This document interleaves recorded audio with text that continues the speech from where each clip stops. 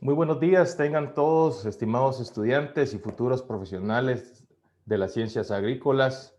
Es para mí un total gusto poder dirigirme a ustedes esta mañana con un tema de capacitación bastante importante. En esta oportunidad vamos a tener a bien dividirlo en dos partes. Su servidor, Luis Alberto Franco, ingeniero agrónomo, va a tener a bien darles el tema de camas biológicas y vamos a tener la segunda parte en donde vamos a ver lo que son temas de toxicología y temas propios en cuanto a la química de los productos. Entonces, para mí es un gusto pues estar con los estudiantes de cuarto año del módulo de Aprender Haciendo en lo que es la caracterización y tratamiento de residuos agroindustriales. La metodología que vamos a utilizar para contestar las preguntas que puedan surgir es que ustedes puedan anotar por medio del chat general o en la bandeja de preguntas y respuestas, dejar ahí sus consultas y al finalizar la charla de capacitación vamos a darle paso a contestar estas dudas que pudieron haber generado en el transcurso de nuestra charla. Así es que el mejor de los días tengan ustedes y para mí es un gusto que vamos a dar inicio. Como les decía anteriormente, es bastante importante esta mañana. La verdad, vamos a ver pues un tema bastante práctico, un tema que viene a ser una metodología en cuanto al control de los excedentes de productos agroquímicos y para ello son pues las camas biológicas. Las camas biológicas como tal, ¿verdad? Son estructuras que se han venido a definir como una alternativa práctica en campo abierto o en cualquier finca que esté sustentada bajo algunas normas de certificación, como lo vamos a ver más adelante. Definitivamente en el campo siempre van a haber fuentes puntuales de contaminación, básicamente son las que estoy pues con el puntero marcando en la parte exterior, que son todas aquellas donde directamente está el cultivo y el suelo pues no tiene ningún tipo de barrera en cuanto a que si a esta persona llegara a botar accidentalmente un envase de agroquímicos, entonces, ¿qué pueda pasar con todo el suelo que en ese momento está recibiendo el ingrediente activo? Para ello, es la importancia de la utilización de las camas biológicas. Aquí están viendo una cama biológica en donde definitivamente ya las personas que están en ella están realizando lo que es la limpieza del equipo de aplicación. Sin embargo, volviendo a las fuentes puntuales de contaminación, esas son lo que es la preparación de la mezcla, está lo que es el llenado del equipo de aplicación y lo que es la limpieza de los equipos de aplicación, ¿verdad? Entonces, aquí son estos tres puntos y bastante importantes en donde las camas biológicas vinieron a generar pues una alternativa bastante práctica en el control de los excedentes de los productos agroquímicos. Y bueno, ¿qué son al final las camas biológicas? Son estructuras, como les decía, bastante efectivas, que lo único que necesitamos es que puedan retener y degradar por una forma microbiológica los excedentes de productos agroquímicos. ¿Qué queremos decir con esto? Que cuando nosotros estamos manejando excedentes de productos agroquímicos, tiene que ser en base a la preparación de la mezcla, al llenado del equipo o a la limpieza de los equipos de aplicación. Quiere decir que no vamos a venir y pues un agricultor que porque ya le tiene poco contenido el envase que está utilizando lo va a rociar en la cama biológica. Eso definitivamente no es para lo que fueron desarrolladas las camas biológicas. Sin embargo, estas son muy fáciles y cómodas de usar, ¿verdad? No necesita pues de mucha ciencia para poder usarlas. Son muy factibles, están a la disposición de cualquier persona que las quiera utilizar o promover. Son bastante económicas también porque en el caso de las camas biológicas de tipo abierto no necesitan de una mayor infraestructura o algunos materiales extras que podamos nosotros que tener al momento pues de construirla. Caso contrario, está la cama biológica de tipo cerrado, que eso pues vamos a dar una explicación que sí conlleva pues ya la inclusión de más materiales y un proceso de construcción un tanto más definido. Al final, cualquiera de las dos, ya sea tipo abierta o tipo cerrada, cumplen con un compromiso agrícola bastante sostenible y sobre todo en las certificaciones de muchas fincas que son exportadoras, ¿verdad? De muchos cultivos. Estas sí necesitan pues tener dentro de su área operativa agrícola camas biológicas y estas tienen que ser de tipo cerrado, ¿verdad? Luego les voy a decir por qué La diferencia en que entre las fincas certificadas sí tienen que tener pues una cama biológica de tipo cerrada y no una cama biológica de tipo abierta. Bueno, también es el hecho de que tienen un respeto a nuestro medio ambiente. Definitivamente, como les decía, no tenemos otro lugar más seguro que una cama biológica para nosotros realizar el triple lavado de nuestros equipos de aplicación, de nuestros envases vacíos de plaguicidas. También no tenemos otro lugar adecuado y otro lugar que nos brinde la seguridad que nosotros necesitamos para el llenado y la mezcla de nuestros equipos de aplicación como lo estuviéramos haciendo dentro de la cama biológica, ¿verdad? Bueno, la cama biológica es conocida a nivel mundial, definitivamente.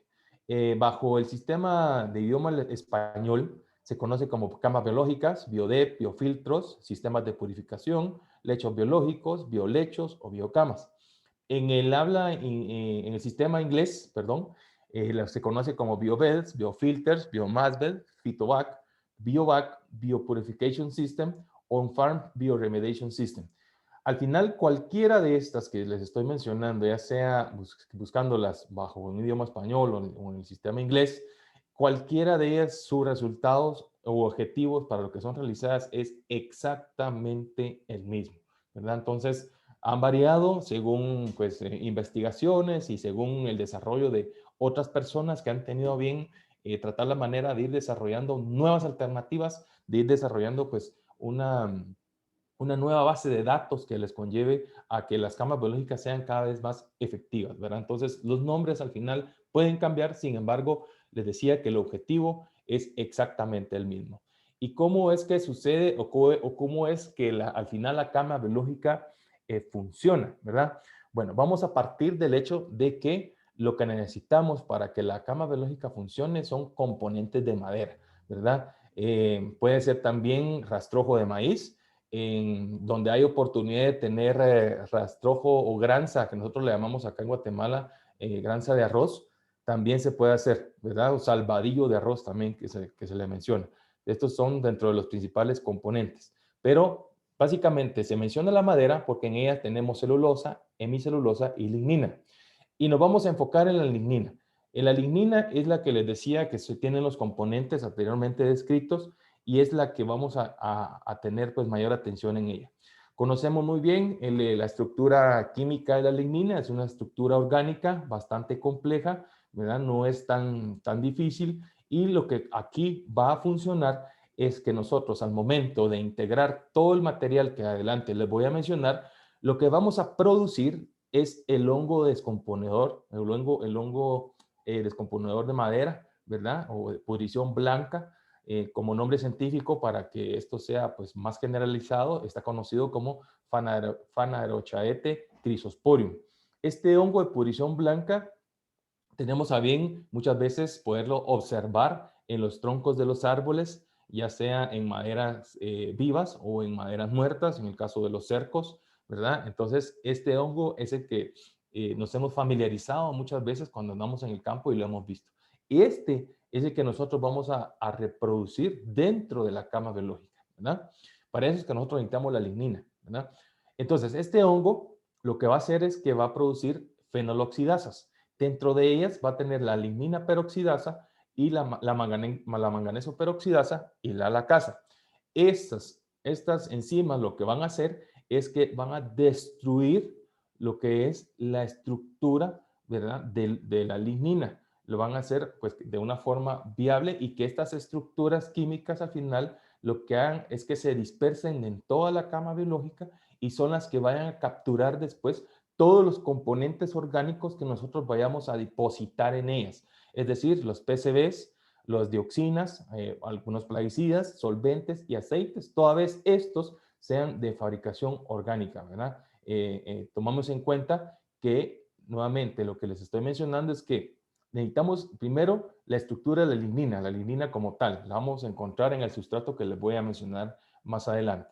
Luego está el hecho de que nosotros vamos a desarrollar el hongo de pudrición blanca dentro de la cama biológica. Este, a su vez, va a desarrollar fenoloxidasas, como la lignina peroxidasa, la manganeso peroxidasa y la lacasa, que van a destruir toda la cadena química de la lignina, y esta lo que va a hacer es que se va a distribuir en toda la cama biológica, atacando todos estos componentes orgánicos. Al final, lo que pues también sucede es de que con la humedad que esta cama biológica necesitamos que esté viviendo, lo que va a producir es CO2, se va a ir al ambiente, ¿verdad? Es un material muy bueno, no es para nada tóxico. Entonces, esta es la degradación o qué es lo que está pasando microbiológicamente dentro de la cama biológica. Algunos estudios, en el caso de María de Pilar Castillo, que fue pues o ha sido una de las referentes en cuanto al desarrollo y a la investigación de las camas biológicas, en su momento pues hizo un estudio en la degradación de isoproturón, ¿verdad? Por Phanerochaete, que es el hongo de pudrición blanca, en cultivo de paja de trigo. En este estudio, si se dan cuenta, el isoproturón entró con un ingrediente activo arriba del 70%, y vean cómo en el transcurso, ¿verdad? De los días, en el tiempo del día, él fue bajando sus niveles de toxicidad, llegando casi que a cero al día 27, por así decirles, ¿verdad? Entre el día 26 y 27, este ingrediente activo del isoproturón estaba totalmente inerte. Sin embargo, es importante observar cómo la manganeso peroxidasa, que está en color azul, y la lignina peroxidasa en color rosado o lila, se dan cuenta que ellas mantienen su estado, ¿verdad? Su estado de trabajo. Al final, vean cómo la manganeso peroxidasa casi que acompaña al ingrediente activo del isoproturón a una margen casi de cero, ¿verdad? Eh, Importante también es conocer el diseño de la cama biológica como tal. Es un diseño bastante sencillo, no es un diseño para nada complicado. Veamos acá. En esta lámina, ¿verdad? Quiero mostrarles de una forma gráfica y sencilla, como que estuviéramos haciendo un corte, ¿verdad? Al suelo, en donde tenemos ya establecida una cama biológica. Vamos a comenzar a anotar los puntos importantes de la construcción de la cama biológica. Muy bien. Lo primero que tenemos que respetar son 60 centímetros de profundidad. Estos 60 centímetros es una medida estándar, una medida mundial. No tiene que ser más bajo, no tiene que ser, no tiene que ser ni más profundo ni menos profundo. Tiene que ser 60 centímetros exactos. ¿En dónde? En los primeros 5 centímetros de profundidad vamos a colocar una capa de arcilla, ¿verdad? En este caso vamos a colocar arcilla en los primeros 5 centímetros, y al final, en los siguientes 55 que nos quedan, todo el sustrato. ¿Qué sustrato vamos a utilizar? Bueno, vamos a utilizar el rastrojo de maíz, que el rastrojo de maíz es, por medio de las evaluaciones e experimentos que se han hecho, se ha evaluado y se ha determinado que tienen un alto porcentaje de lignina. La brosa que podamos tener en el lugar, ahí en el campo que podamos tener, la vamos a juntar en un 25%, y el otro 25% el mismo suelo que nosotros pudimos haber extraído al momento de excavar y hacer pues la medida correcta, ¿verdad? Muy bien. Para un agricultor promedio, se recomienda que su cama biológica sea de 60 centímetros de profundidad, de 1,20 m centímetros de ancho por 1,20 m centímetros de largo, ¿verdad? Repitiendo, para un agricultor promedio tiene que ser de 60 centímetros de profundidad, 1,20 m de ancho por 1,20 m de largo. Y entrando en materia con el tema del sustrato, el sustrato debe picarse en pedazos pequeños de 1 pulgada. Es decir, que todas las cañas y todos los rastrojos que nosotros podamos tener de maíz, las tuzas, ¿verdad? Y algunos olotes que podamos tener, esos lo que tenemos que hacer es partirlos a pedazos de 1 pulgada. Esto se hace con la única intención de que el proceso de descomposición sea mucho más rápido, no sea un proceso de descomposición muy lento, ¿verdad? En este caso, la materia orgánica obrosa lo que nos va a proveer es una capacidad de retención, y esto actúa como un regulador de humedad, ¿verdad? En el caso de la tierra o el suelo, tiene que ser rica en humus, ¿verdad? Definitivamente no tiene que ser alta en arcilla, porque ya nosotros la arcilla como tal la colocamos en la parte de abajo. Todo el sustrato, mezclarlo bien, lo tenemos que mantener húmedo, dejarlo en reposo durante 1 mes antes de utilizarlo. Es decir, que si nosotros estamos hoy a 9 de junio, nosotros queremos utilizar o comenzar nuestras tareas de aplicación el 9 de julio, es justamente hoy el día en que nosotros tenemos que preparar todo el sustrato para que acá al 9 de julio, considerando que estamos a un mes de poder utilizar la cama biológica, todo el sustrato ya esté madurado y esté pues la descomposición de la microbiología que al final sucede acá ya esté totalmente disponible, ¿verdad? Muy bien. Siguiendo con el diseño de la cama biológica, hablamos del tema del sustrato. Ahora vamos a hablar sobre lo que es la grama, ¿verdad? A toda cama biológica se le debe colocar grama en la parte de arriba. ¿Por qué? Porque esta al final nos va a indicar la humedad que pueda tener en su interior, ¿verdad? Va a servir como un regulador de humedad.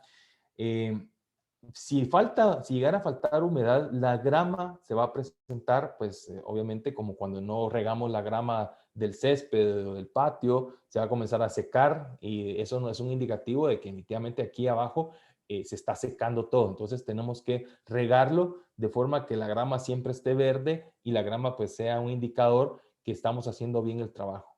También, si la grama está verde, pero si nosotros no hacemos un buen uso de la cama biológica, vamos a poder ver que se puedan formar acá algunas quemaduras de la propia grama, es decir, que nosotros no estamos haciendo bien el triple lavado, el lavado de nuestra bomba aspersora, de nuestros elementos de aplicación, o si en algún momento de la mezcla nosotros accidentalmente botamos parte del producto, ¿verdad? Entonces, eso al final la grama lo que nos sirve, como les digo, es un regulador de humedad, ¿sí? Y entonces esto al final nos va a revelar la cantidad de derrame que nosotros estamos aplicando.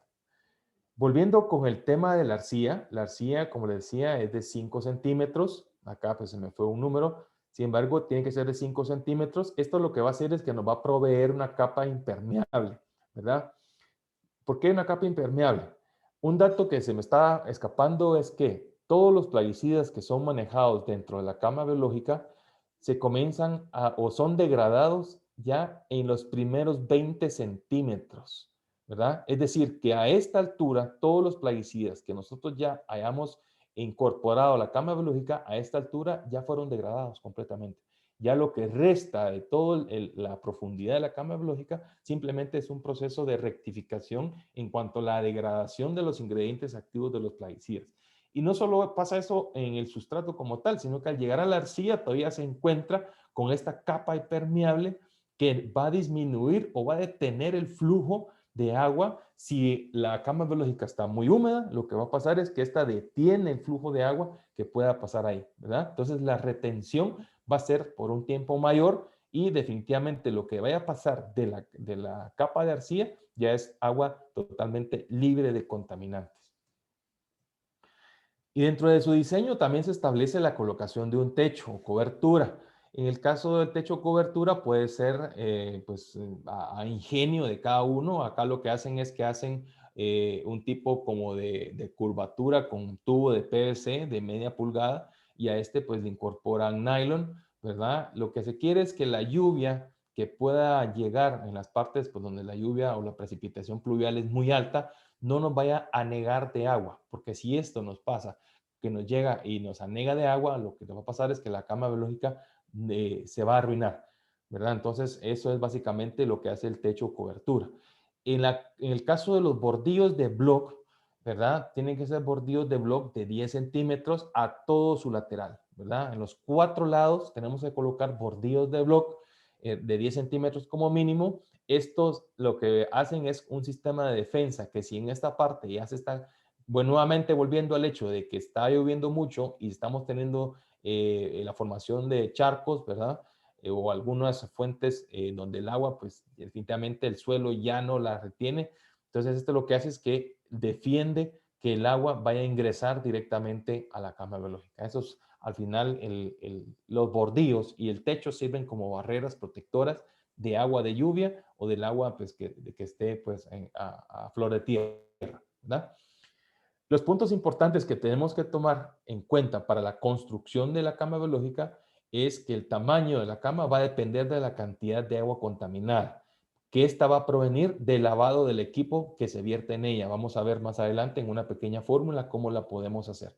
Lo otro es que también bajo la fórmula que yo les voy a establecer, podemos dimensionar correctamente una cama biológica, pero cuando nosotros queremos dimensionar una cama biológica va a ser definitivamente cuando nosotros lo que queremos es introducir algún tipo de equipo o algún tipo de implemento mayor, ¿verdad? Sin embargo, les decía yo que para un agricultor promedio tiene que ser de 60 centímetros de profundidad por 1,20 de 1,20 centímetros de ancho por 1,20 centímetros de largo, ¿verdad? Esa es la medida estándar para un agricultor promedio. Y se dimensiona cuando tenemos la necesidad ya de meter algunos implementos, como se los voy a mencionar más adelante. Lo otro es que toda cama biológica debe ser construida en la parte más alta del terreno. Obviamente, esto para evitar inundaciones y que la cama biológica se nos pueda anegar de agua, ¿verdad? Tiene que estar retirada de cualquier fuente de agua, de cualquier desagüe o cualquier pozo, por lo menos 15 metros de distancia, ¿verdad? Y definitivo, no tenemos que usar para verter en ella los excedentes per se de los productos agroquímicos, ¿verdad? O sea, no podemos venir y destapar el envase y por poco que tengamos unos, ¿qué les digo? 2 mililitros o unas 2 onzas o 4 onzas de producto, porque ya no lo vamos a utilizar, no, yo lo voy a verter acá y ahí yo ya lo controlé. Eso es mentira. Ahí lo que estamos haciendo es totalmente un trabajo obsoleto de lo que la cama biológica pues está establecida en su fabricación o en su elaboración. Bueno, esta es al final la cama biológica de tipo abierta. Como les decía anteriormente, es una cama recomendada normalmente para el control de los excedentes, ¿verdad? De la mezcla en cantidades de agua y que va a ser pues según un tamaño que sea para un agricultor promedio o también puede ser elaborada, ¿verdad? Para la implementación en campo abierto. Sin embargo, la cama biológica de tipo cerrada, que es esta, vean qué cambio tiene en lo que es su estructura, ¿verdad?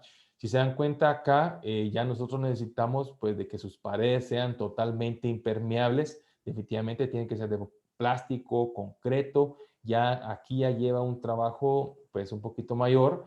En ella lo que se hace también es que se hace un drenaje en donde tenemos un pozo de recolección, ¿verdad? Este pozo de recolección no va a ser más que todo el agua que estuvo dentro de la cama biológica y que en su momento tuvo contacto con productos agroquímicos. Sin embargo, les recuerdo que los plaguicidas se comienzan a degradar en la cama biológica en los primeros 20 centímetros de profundidad.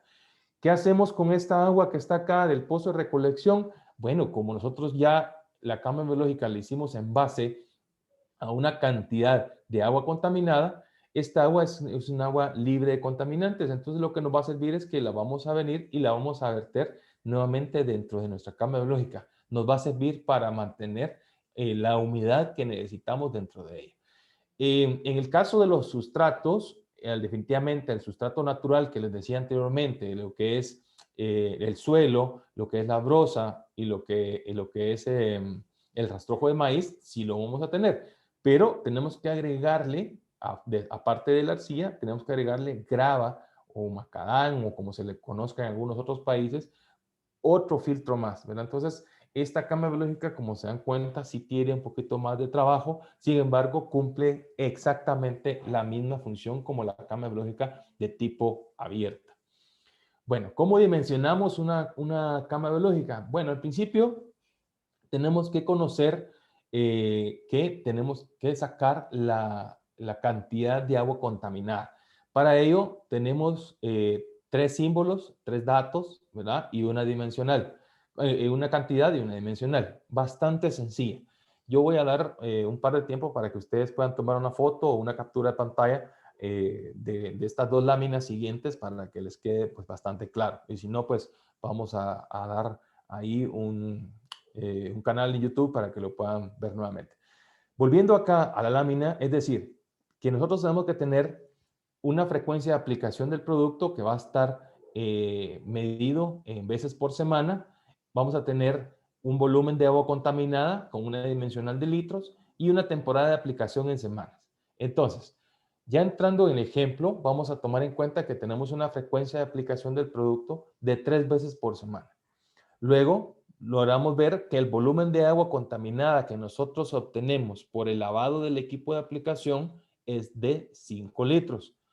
Y sabemos que nuestra temporada de aplicación dura 40 semanas, ¿verdad? Luego lo que tenemos que hacer es determinar el volumen de agua contaminada. Y este es pues, el primer dato esencial que nos funciona para lograr dimensionar las camas biológicas. En este caso, la fórmula que nosotros tenemos que utilizar es la que yo les estoy mostrando, que es la frecuencia de aplicación del producto por el volumen de agua contaminada por la temporada de aplicación. Este resultado dividido 1000, que es una constante, y nos va a dar pues, el volumen de agua contaminada en metros cúbicos. Y ya desglosando la fórmula, nos queda de esta manera, ¿verdad? Es bastante sencillo. Es decir, que vamos a multiplicar las 3 veces por semana de la frecuencia de aplicación por los 5 litros del volumen de agua contaminada que nosotros tuvimos de lavado del equipo de aplicación por las 40 semanas que dura la temporada de aplicación. Este dato se lo dividimos a 1000, ¿sí? Que es una constante, y lo que vamos a tener son 0.6 metros cúbicos de agua contaminada, ¿sí? Esta será la cantidad de agua contaminada tratada en la cama biológica durante una temporada de aplicación. Es decir, que no tenemos que pasarnos de un número mayor en cuanto a la cantidad de agua contaminada durante esa temporada de aplicación. Si nosotros queremos pasar al siguiente año y utilizar la cama biológica, tenemos que volver a hacer nuestro sistema de descarga de agua, ¿verdad? Y de esta forma ya también conocer nuestro número de agua contaminada, perdón. Y bueno, ya teniendo, vamos a ver aquí un par de segundos, pero ya teniendo este dato, lo importante es que nosotros vayamos a conocer ahora cómo la vamos a dimensionar. Recordemos, el primer dato que tenemos que sacar es el volumen de agua contaminada. Con el volumen de agua contaminada, vamos a lo que es la dimensión de la cama biológica como tal. Vamos a tomar en cuenta que es un cajón, pues viéndolo de esta forma, vamos a hacer un dibujo así, pues bastante sencillo. En este caso vamos a determinar definitivamente como todo, ¿verdad? Vamos a tener un ancho. El ancho de la cama biológica, nosotros podemos jugar con él, podemos determinar qué espacio tenemos para poder nosotros realizar la cama biológica. En base al ancho, también nosotros ya establecimos que nos damos cuenta que tenemos que dar 60 centímetros de profundidad, que es la constante. No puede ser más ni puede ser menos, recordémoslo. Entonces, ya solo nos queda un dato pendiente y es saber al final qué longitud le vamos a dar. Y es justamente eso donde nos sirve el volumen de agua contaminada. Para sacar el dato en cuanto a la longitud o el largo que tenemos que darle a la cama biológica es bastante sencillo. Y es que vamos a multiplicar 2 veces el volumen de agua contaminada. Este dato lo dejamos por acá. Luego, lo que vamos a hacer es que vamos a hacer una multiplicación bastante sencilla del largo, ¿verdad?, de la cama biológica por el volumen de agua contaminada. Este dato lo dividimos con el anterior y este nos va a dar como resultado que nuestra capa biológica tiene que tener 2 metros de largo para que sea funcional y que en él podamos nosotros contener 0.6 metros cúbicos de agua contaminada. Esto va a ser el diseño final de nuestra cama biológica. Es bastante sencillo de poderlo aplicar. Mencionarles nuevamente que el ancho nosotros lo vamos a determinar según el espacio que podamos tener. La profundidad siempre va a ser una constante y el largo es el que siempre nosotros vamos a tratar la manera de dimensionar. Bueno, dentro de los aspectos importantes que siempre tenemos que tomar en cuenta es que el sustrato se va a hundir. Definitivamente, como toda materia orgánica, se va a descomponer y este a su vez se va a hundir poco a poco. Pero es bastante sencillo qué es lo que tenemos que hacer. Tomemos en cuenta que este aproximadamente se hunde 10 centímetros al año. Entonces, lo que tenemos que hacer es remover la grama que tenemos en la parte de arriba tuvimos que haber tenido un sustrato pretrabajado de un mes anterior. Lo que tenemos que hacer es llenar esa parte que está disponible y sembrar nuevamente la grama, ¿verdad? No es necesario sacar todo el sustrato para poder rellenar y cubrir esos 10 centímetros que se nos pudo haber hundido, ¿verdad? Siempre es necesario que si llegáramos a tener cualquier daño en la cobertura, en lo que son los bordillos o en la grama, pues reemplazarla definitivamente, y se recomienda que se haga siempre al inicio de la temporada de siembra o fumigación. Les mencionaba el contenido de humedad en el interior de la cama biológica. Definitivamente el poder medirlo o establecerlo es bastante difícil. Sin embargo, les mencionaba que la grama nos va a permitir justamente esa verificación. Si la grama se encuentra bastante disponible y se encuentra en una posición que nos pueda permitir observar cómo se está manifestando su interior, vamos a poder ver que la grama está totalmente verde, está bastante tupida, pero si está seca, definitivamente su humedad está por debajo del 60%, entonces definitivamente va a ser insuficiente la actividad de los microorganismos. Entonces, la grama al final nos va a prever un sistema de verificación si va a estar sobresaturada de humedad o si está pues deficiente en cuanto a la humedad que nosotros vayamos a necesitar. Luego está el hecho de conocer que no tenemos que verter más agua de la que se calculó o se dimensionó, ¿verdad? Porque entonces lo que estamos haciendo es sobresaturando de humedad la cama biológica y el proceso de descomposición pues va a ser efectivo, pero no es lo recomendable, ¿sí? Porque entonces se va a concentrar todo en la capa de arcilla.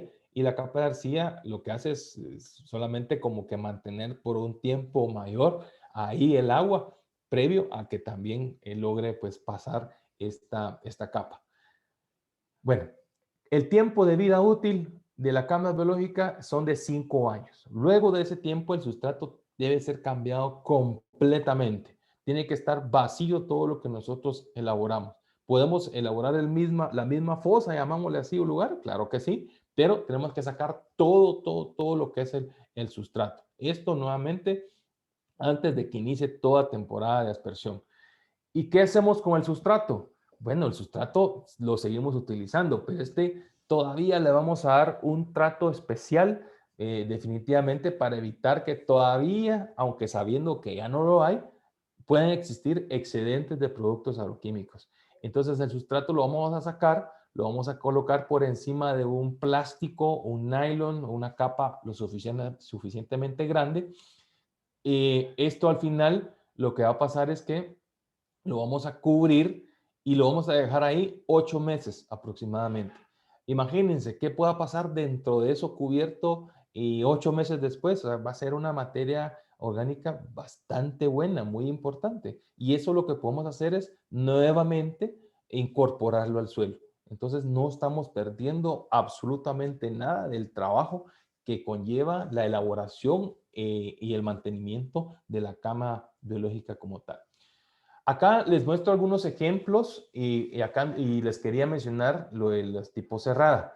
¿Les recuerdan que le mencionaba lo de las fincas de certificación y que pues en el caso de ellos sí hay normas de Global Gap, por decirles, una de las que sí les exige pues la construcción de las camas biológicas, y ellos tienden a realizar una cama biológica de tipo cerrado porque también el hecho de llevar un control en cuanto a la recolección del agua que están teniendo también les sirve para su uso interno. Entonces, estas al final son elaboradas bajo un sistema bastante estricto y sin embargo cumplen exactamente lo mismo que fuera una cama biológica de tipo abierta. Llamémosle tipo abierta a aquella que no tiene esta estructura impermeable en su alrededor, ¿sí? Entonces, en este caso, vean el ejemplo, este tractor con estos implementos de aplicación que se están dando cuenta. Acá lo que se hace es el llenado del equipo, la mezcla y el lavado del mismo. Es justamente para lo que fue elaborado la cama biológica. Y si se dan cuenta, aquí está la grama sembrada, que es un indicador muy bueno de que está viva, que está efectiva. Y pues aquí no solamente se pueden colocar tractores, también se pueden colocar avionetas, helicópteros y todo aquel vehículo que trabaje en la aplicación de plaguicidas.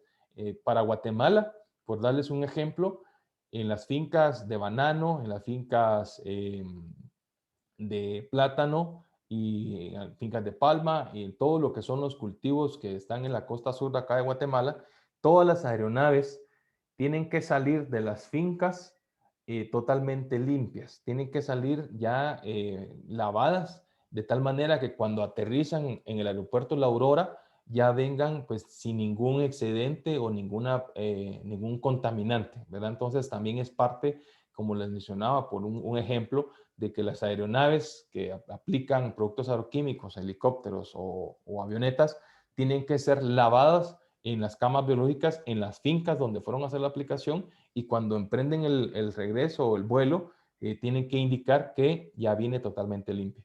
También pues establecen camas biológicas dentro de algunas naves o estructuras, ¿verdad? Donde se dan cuenta, acá lo que hacen es que lavan el producto o el equipo en esta base y al final están viendo pues cómo está sembrada la grama, y han existido pues muchos experimentos, algunas prácticas en cuanto a la buena utilización que se le puede dar a estos toneles plásticos, ¿verdad? Aún se sigue investigando, se siguen conociendo qué tan viables pueden ser, pero esta es una imagen como un ejemplo. Sin embargo, la plática y la consideración que yo les quiero dar es que se siga utilizando la estructura de la cama biológica como tal. Aquí es la primera parte de lo que es camas biológicas. Vamos a dar inicio a la segunda charla de capacitación, en donde ya es un tema propio de lo que es la química del producto.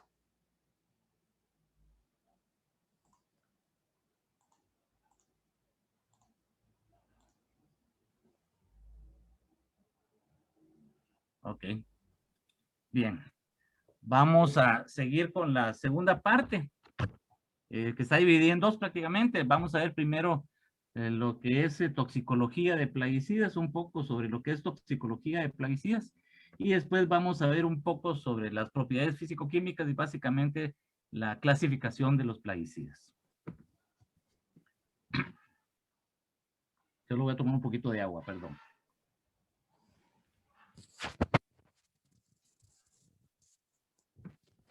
Bien, yo creo que conceptos básicos, esto ya todos lo sabemos, que es un plaguicida, pues es una sustancia química utilizada por el hombre y que nos ayuda a controlar, a prevenir o a destruir plagas y enfermedades, ¿verdad? Y que afectan cualquier cultivo, cualquier plantación agrícola. La mayor parte de las sustancias plaguicidas son fabricadas por el hombre, por eso es que se le llama plaguicidas sintéticos.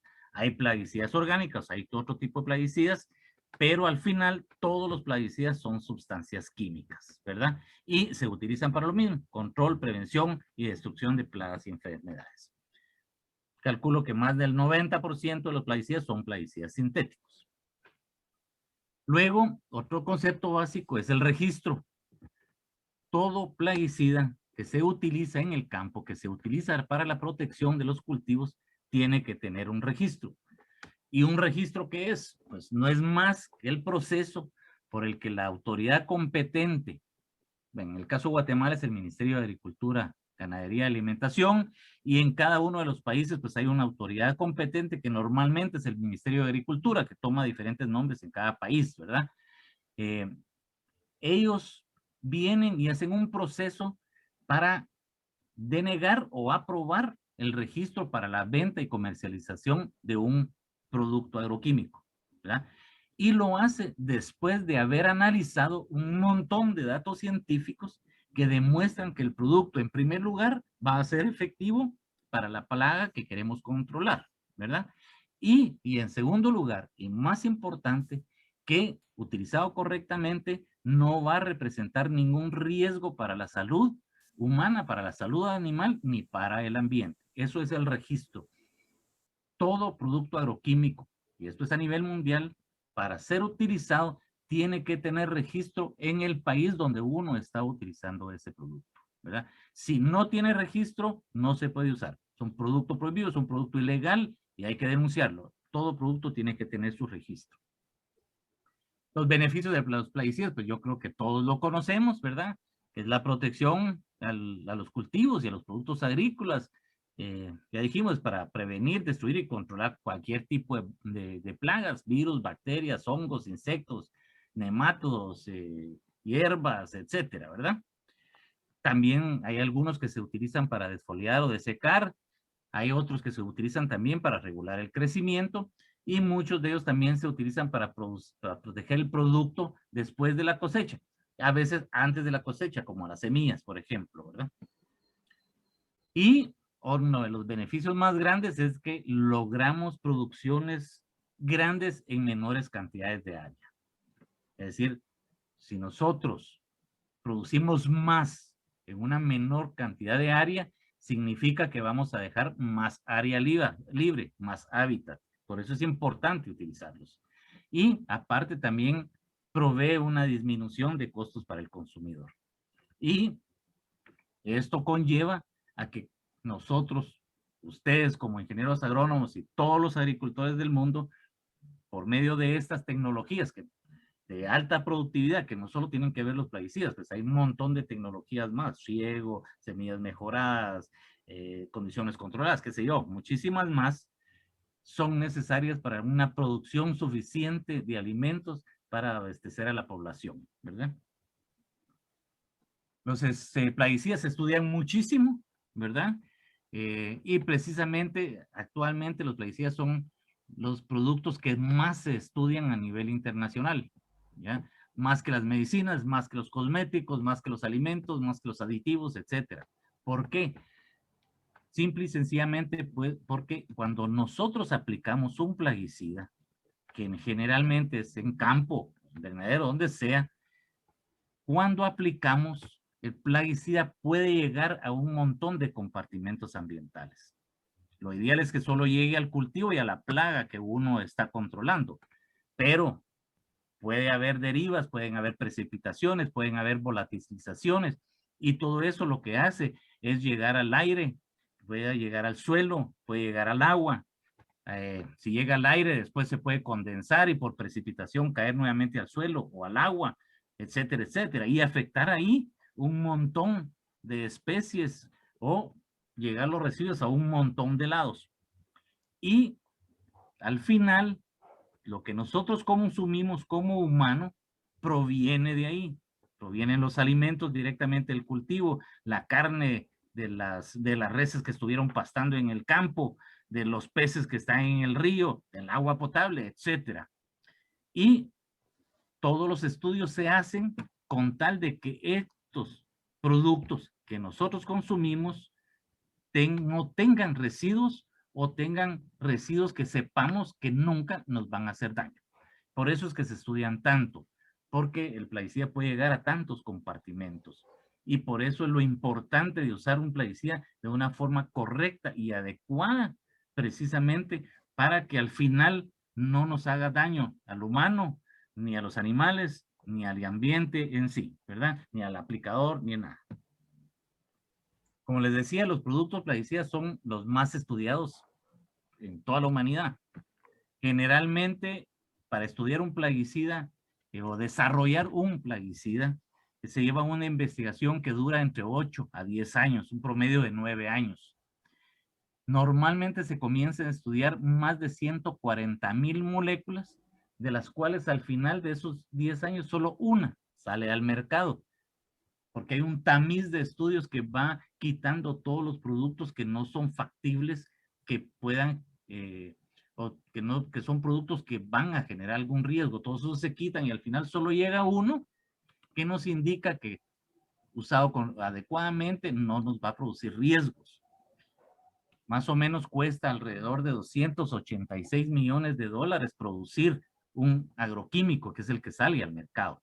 Y son más de 120 ensayos totales que se hacen para comprobar el comportamiento del plaguicida en todos los compartimentos ambientales, que vamos a ver un poquito de eso ahorita más adelante.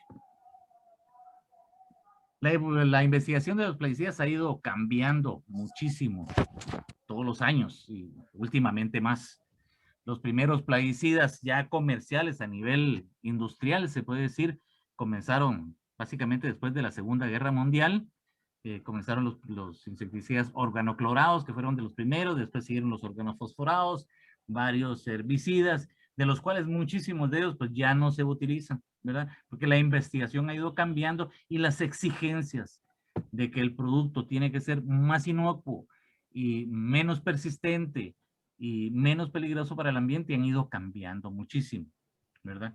En primer lugar, todos los plaguicidas nuevos, se puede decir, de los últimos tiempos para acá, son plaguicidas menos tóxicos para el humano, ¿verdad? Generalmente ahora todos los plaguicidas se exige que sean de franja azul o franja verde. Las franjas roja y amarilla con plaguicidas nuevas ya no se aceptan. Todavía existen en el mercado muchos plaguicidas de franja roja, franja amarilla, pero muchísimos también han sido, ¿cómo se llama? Intercambiados, se puede decir, o sustituidos, mejor dicho. Han sido sustituidos por nuevos productos de franja azul o verde. Es decir, actualmente pues hay mucho menos productos muy tóxicos. Luego, la otra cosa que ha cambiado es que los nuevos productos utilizan menos dosis por hectárea. Es decir, cuando nosotros aplicamos, lo ideal es que no echemos tanto producto en campo. Todos los nuevos productos actualmente ya utilizan menos dosis por hectárea. Este es un ejemplo. Por ejemplo, en insecticidas, los productos viejos, por decirlo así, usaban entre 500 a 1000 gramos por hectárea. Ejemplo, los clorados y los organofosforados. Los productos modernos, como los cloronicorinilos, por ejemplo, ya solo usan entre 10 a 350 gramos por hectárea. En los fungicidas igual, antes se usaban entre 1000 y 4000, actualmente se utilizan solo hasta 125 gramos por hectárea. En los herbicidas ahí ha variado muchísimo algunos, ¿verdad? Antes en los viejos, las anilinas y acinas todavía, que existen muchas todavía, se usaban o se usan entre 1000 y 4000 gramos por hectárea. Los nuevos herbicidas que están saliendo, como las sulfonilureas o los ácidos benzoicos, por ejemplo, derivados de esos, solo utilizan entre 4 y 40 gramos por hectárea. Esa es parte de la evolución en la investigación. Y luego, cada vez se exigen más estudios. Aquí hay una gráfica, la pueden ver, más o menos en 1950 solo se exigían 2 tipos de estudio, que era la toxicología aguda, que se exige a todo tipo de producto químico, y estudios pequeños de entre 30 a 90 días.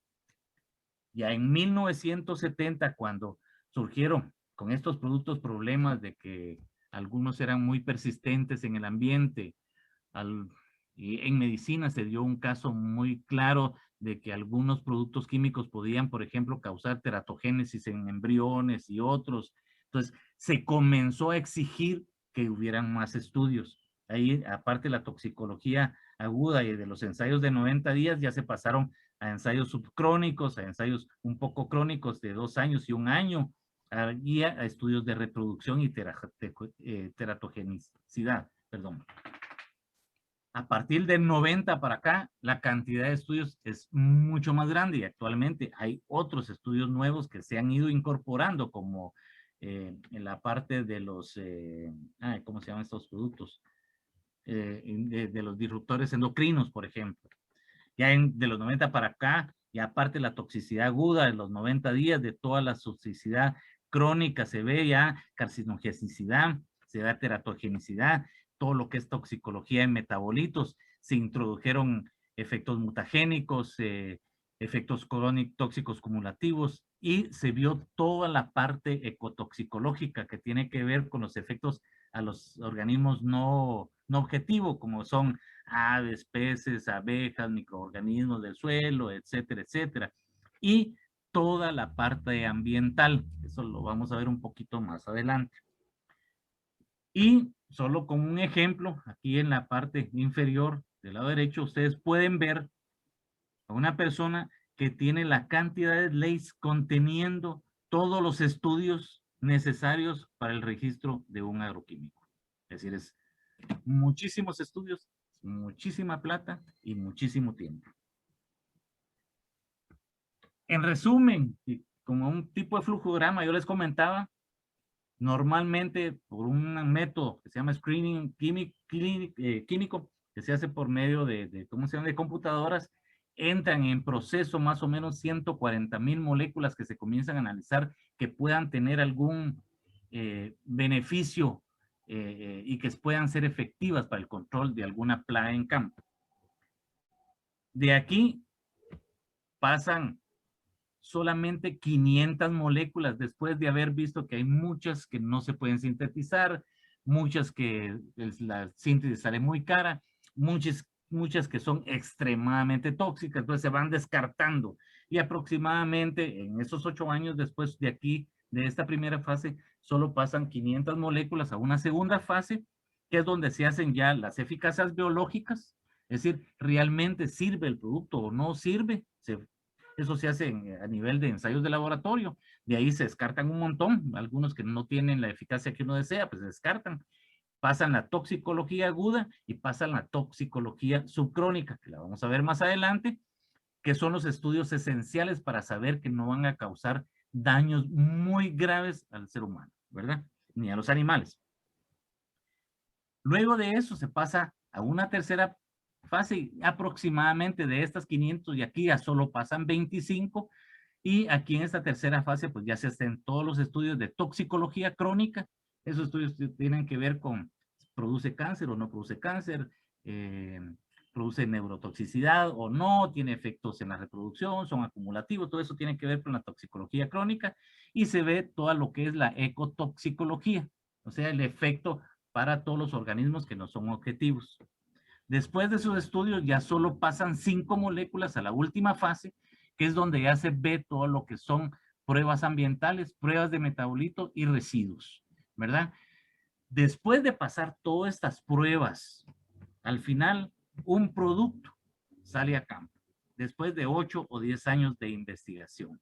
Este producto que se comercializa, que se registra y que sale a campo, ha pasado absolutamente todo esto, y si se usa correctamente, significa que nunca vamos a tener daños con él, ni para el ambiente, ni para la salud.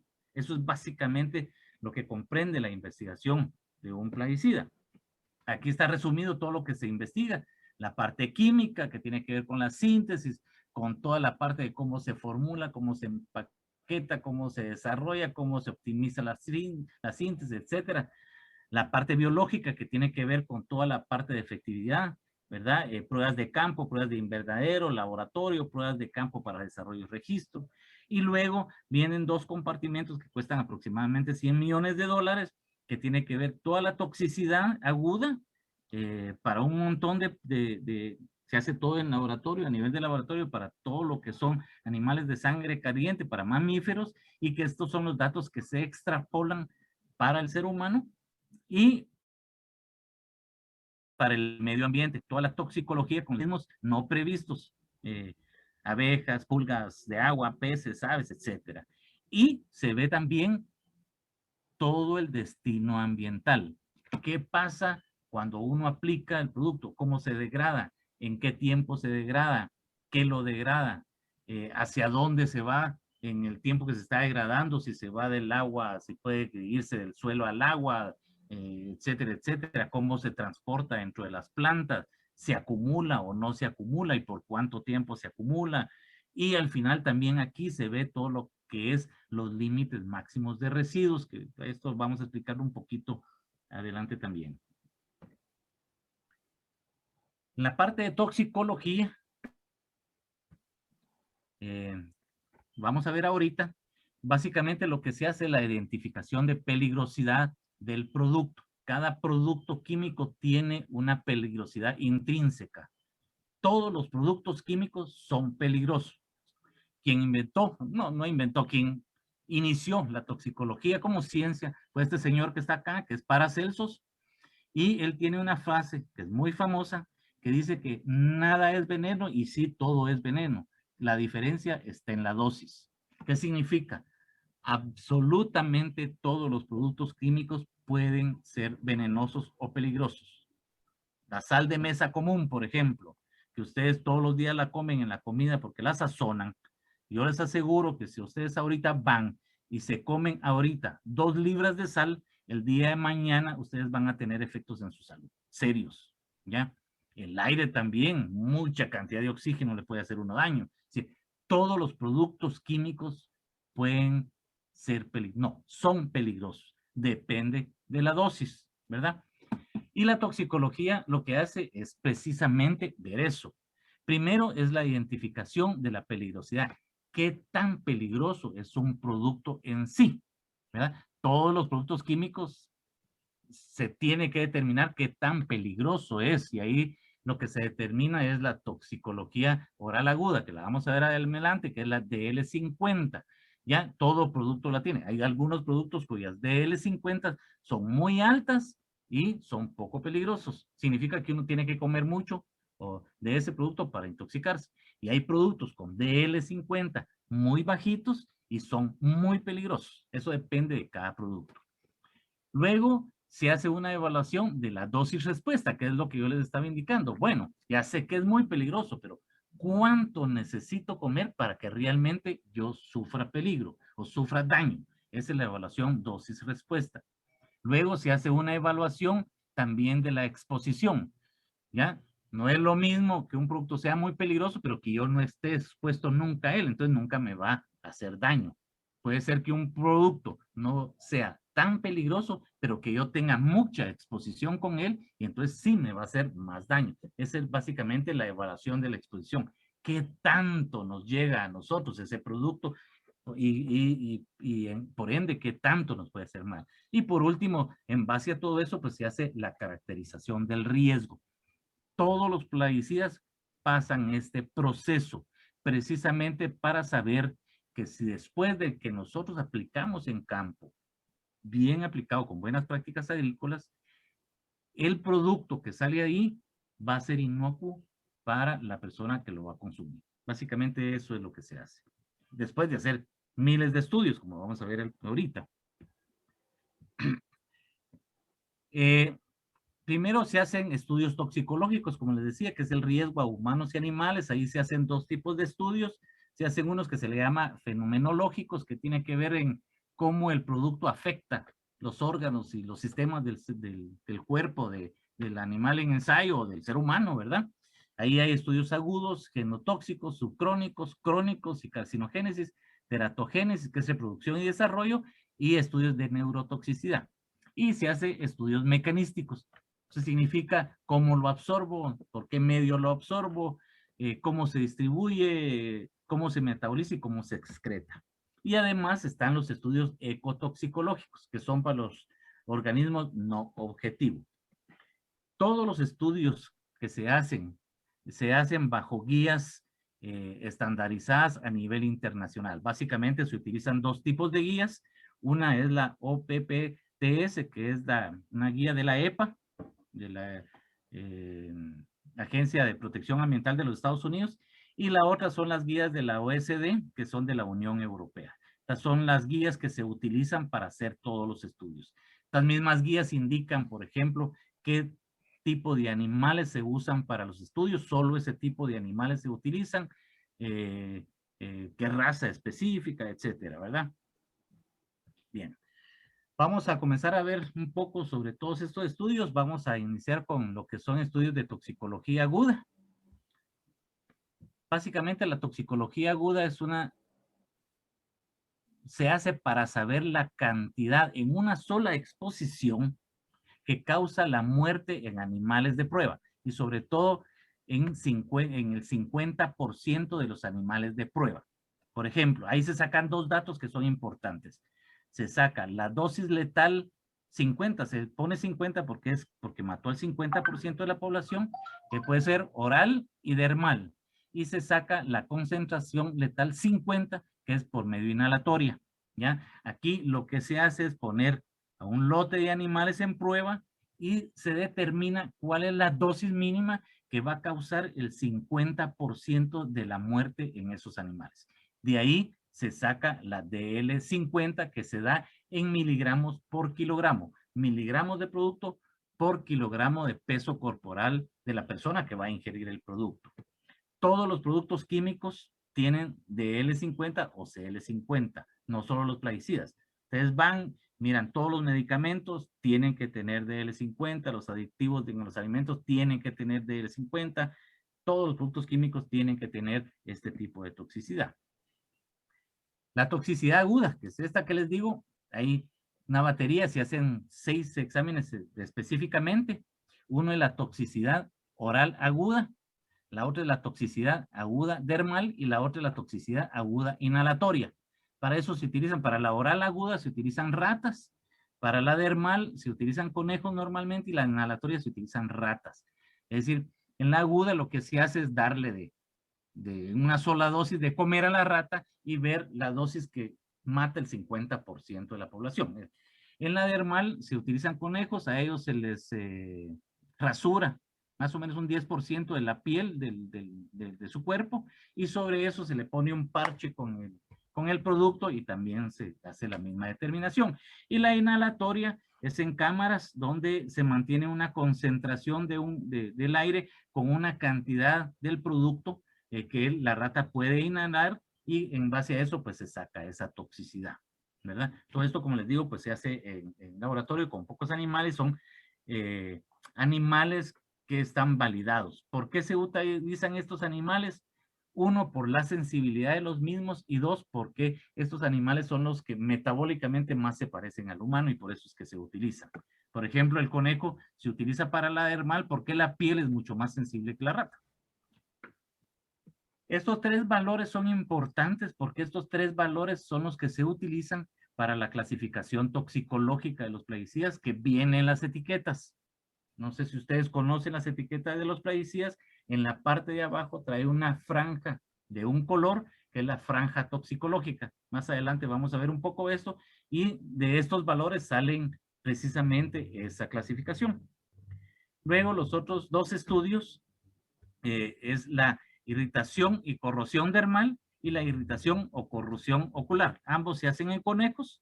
La irritación o corrosión dermal se hace por inyecciones subletales y básicamente sirve para saber si el producto causa alergias, por ejemplo, o algunas corrosiones fuertes en la piel. Y la irritación y corrosión ocular se hacen en conejos también y se le aplica una gota del producto en un ojo, el otro ojo se deja como testigo y ahí se observa qué tan irritable o qué tan corrosivo es el producto, ¿verdad? Bueno, hay algunos productos que si son demasiado ácidos o algo, pues no se hacen estas 2 pruebas porque sabemos que sí las van a causar.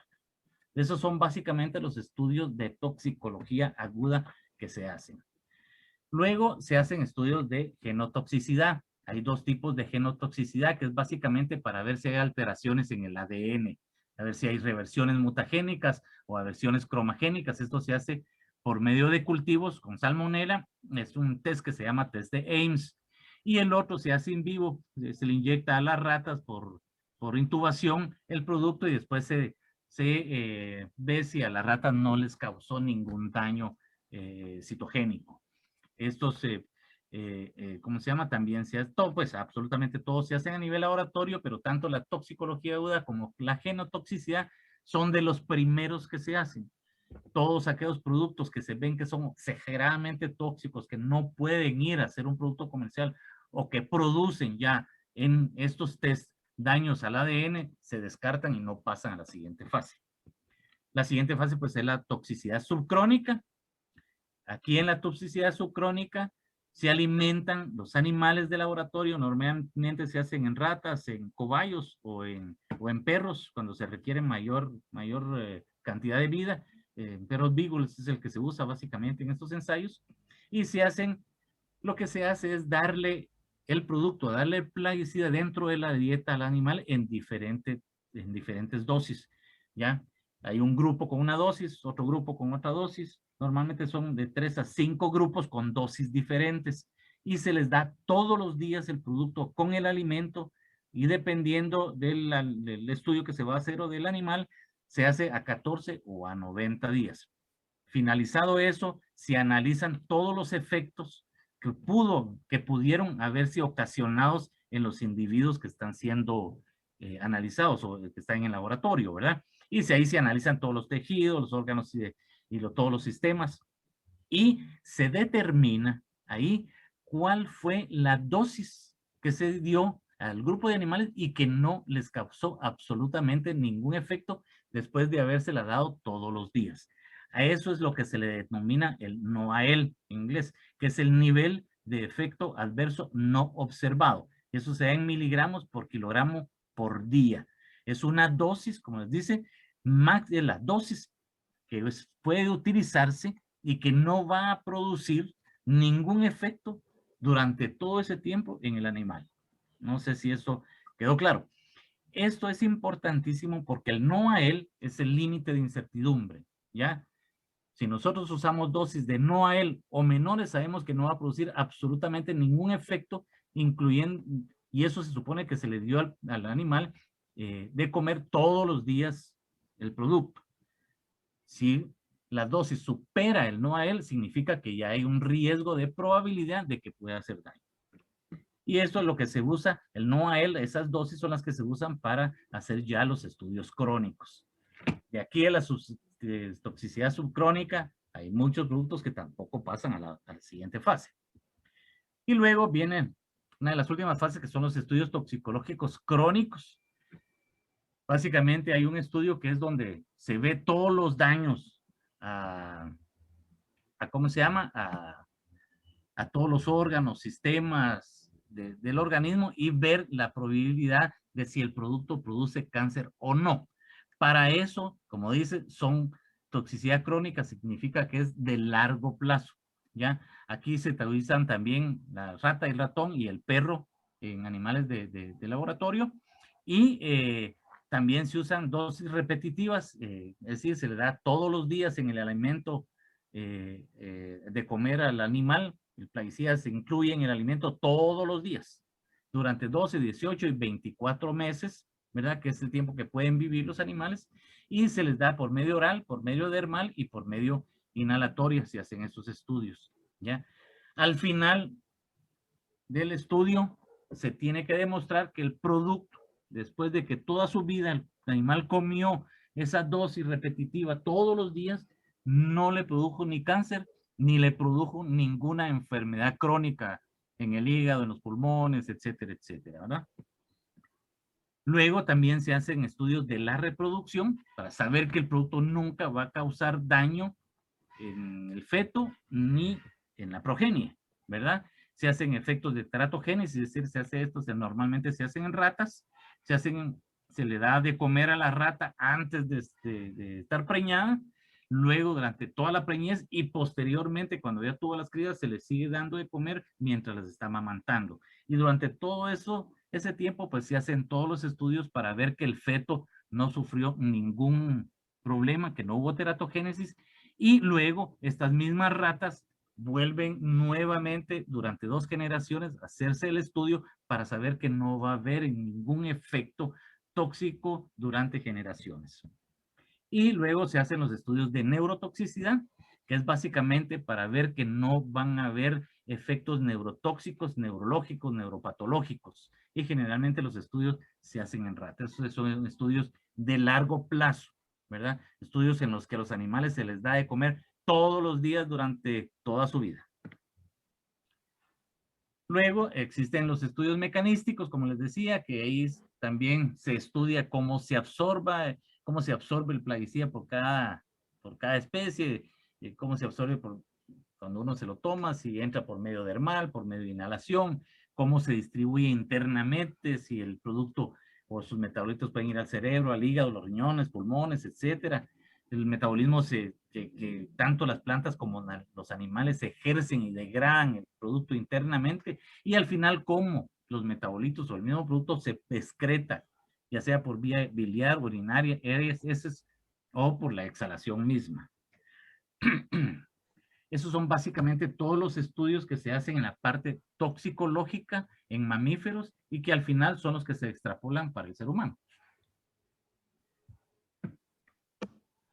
De todos esos estudios, lo más importante que sale es lo que se le llama dosis de referencia, que es básicamente la cantidad. La dosis de referencia en español se le denomina ingesta diaria admisible o IDA, y es la cantidad estimada de una sustancia o de ese plaguicida a la que uno puede estar expuesto a través de la comida, del agua o de cualquier otra fuente durante toda nuestra vida, sin que eso nos dé un riesgo a la salud.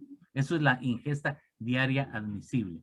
Yo puedo comer un producto, un plaguicida en una cantidad mínima, todos los días, durante toda mi vida, y eso nunca me va a hacer daño. Eso es lo que comprueban todos los estudios anteriores, que es la ingesta diaria admisible.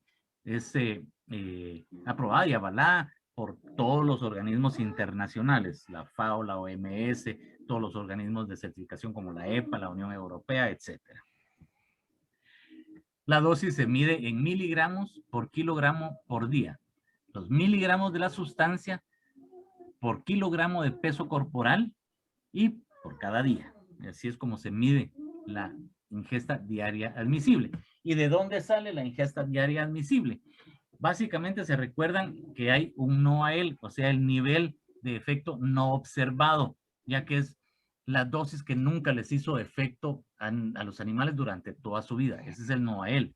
Ese NOAEL, lo que hacemos es dividirlo dentro de 100, o sea, 10 por 10, que es igual a 100, ¿ya?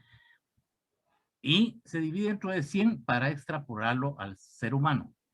El primer 10 es porque consideramos que cualquier ser humano es 10 veces más sensible que cualquier animal de laboratorio. Por eso es que se divide dentro de 10 primero. Y luego se divide dentro de un segundo 10, que sería la variabilidad intraespecie. Es decir, que se considera que cualquier ser humano, anciano, que esté enfermo o niño, es 10 veces más susceptible que un ser humano normal. Por eso, los datos que vimos en laboratorio, en los animales, que los animales, como les digo, muchas veces son más susceptibles que el hombre. Los datos que vimos en los animales de laboratorio cuya dosis nunca les hizo daño durante toda su vida, se divide por este factor de seguridad que es para el humano, y eso es lo que da la ingesta diaria admisible.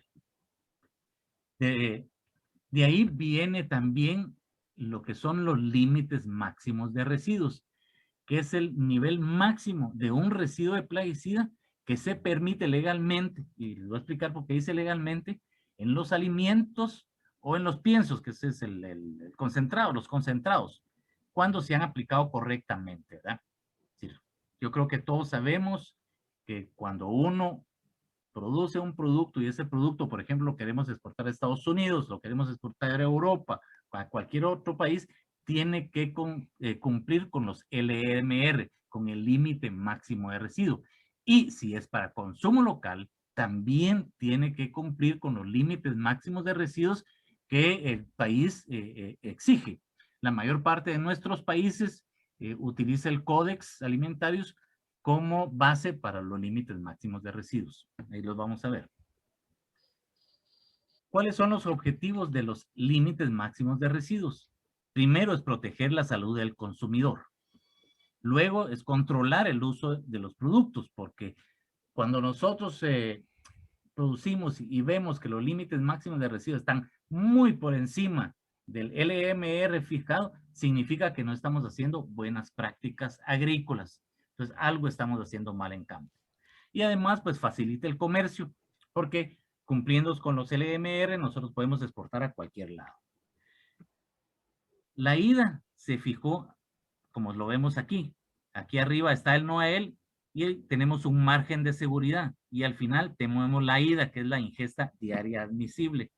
Y de la IDA es donde fijamos el LMR, que tiene que ver no solo con lo que queda en campo, porque esto se hace a nivel de campo, sino que también tiene que ver con la ingesta que nosotros consumimos, porque nosotros consumimos al día un montón de productos. Por ejemplo, aquí puse como ejemplo que consumimos frijol, tomates, bananos, arroz, trigo, maíz, por ejemplo. Y cada uno de estos tiene que tener un LMR por el producto agroquímico que aplicamos, ¿ya? Hay una forma de calcular cuánto ingerimos nosotros diariamente de cada uno de estos productos, que es por medio de estudios de ingestas diarias, que se llama, eso lo tiene la OMS. Entonces, de acuerdo con lo que nosotros consumimos de frijol promedio al día, si eso lo multiplicamos por el límite máximo de residuo, que sería la máxima cantidad de producto agroquímico que podría tener ese frijol, Y eso lo hacemos con cada uno de todos esos, nos va a dar una suma. Y la suma de todo esto no puede ser mayor que la ingesta diaria admisible de ese producto. Porque si fuera mayor, entonces sí ya tendríamos un poco de riesgo. Normalmente, si mantenemos los límites máximos de residuos, nunca vamos a llegar a llenar esto, a llenar la ingesta diaria admisible. Y si se recuerdan, la ingesta diaria admisible todavía tiene un margen de seguridad enorme para llegar al nivel de efectos adversos que estaría arriba del NOAEL. Por eso es tan importante que nosotros utilicemos correctamente los productos. Usándolos bien, nunca vamos a causar daño. Hay algo que es importante porque mucha gente lo confunde, y es que los límites máximos de residuos no son límites toxicológicos de concentración. Es decir, que si yo tengo, por ejemplo, qué sé yo, una manzana y el límite máximo de residuo de la manzana para clorpirifos, por ejemplo, es 5 partes por millón, y en esa manzana yo detecto que el límite máximo de residuo está en 7, no significa que sea tóxico, significa que está arriba del LMR y que legalmente lo puedo sancionar, pero no significa que yo voy a llenar el IDA, porque todavía tengo un margen enorme para poder llegar a ser, para que ese producto pudiera llegar a ser tóxico para mí, salvo que los límites sí fueran muy, muy, muy altos, entonces ahí sí podríamos tener problemas, ¿verdad? Aparte de toda la toxicología que vimos de animales y que se transporta para los humanos, también están la toxicología para organismos no objetivos. Aquí se hacen estudios en aves, en peces, en invertebrados acuáticos, en abejas, en artrópodos, en lombrices de tierra. Es básicamente todo lo que se analiza, y todos los estudios van hacia el hecho de que aplicados correctamente los plaguicidas nunca van a poder hacerles daño a estos productos. Luego se ven todos los estudios de destino ambiental, se ve degradación, cómo se degrada un producto, ¿verdad? Se ven todos los estudios de movilidad, cómo se va un producto, si yo lo aplico hoy en la planta y cae al suelo, en el suelo puede irse hacia el agua o no, o se puede volatilizar, ir al aire, eso es lo que se le llama volatilidad. Se hacen todos los estudios de disipación, eso significa tiempo, en cuánto tiempo se degrada, aparte de la degradación, cómo se degrada, y aparte en cuánto tiempo se degrada. Y eso depende de cada producto. Un producto se puede degradar en 5 días, se puede degradar en un día, o se puede degradar en 20 días, etcétera. Eso es lo que se le llama disipación, o la vida media. Y además, todas las pruebas de acumulación. ¿Qué tanto tiempo y en dónde se puede acumular el producto? Actualmente todos los productos ya no se permite, ya no es correcto, y ya no hay productos que se acumulen básicamente durante muchos años. Hay productos acumulativos de corto, mediano plazo básicamente, pero productos que se acumulen a muy largo plazo ya en el mercado ya no existen, porque precisamente para eso se hacen estos estudios. Siempre me preguntan, bueno, están todos esos datos, ¿dónde los puedo conseguir? Aquí abajo les estoy mostrando una dirección de una página web. Si la pueden apuntar, tómenle foto o lo que sea. Es una base de datos de plaguicidas. Para mí es una de las mejores bases de datos de plaguicidas que hay. Es de una universidad inglesa de Hertfordshire.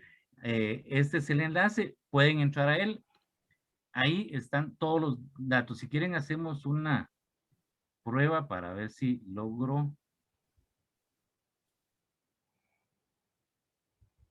entrar a la página.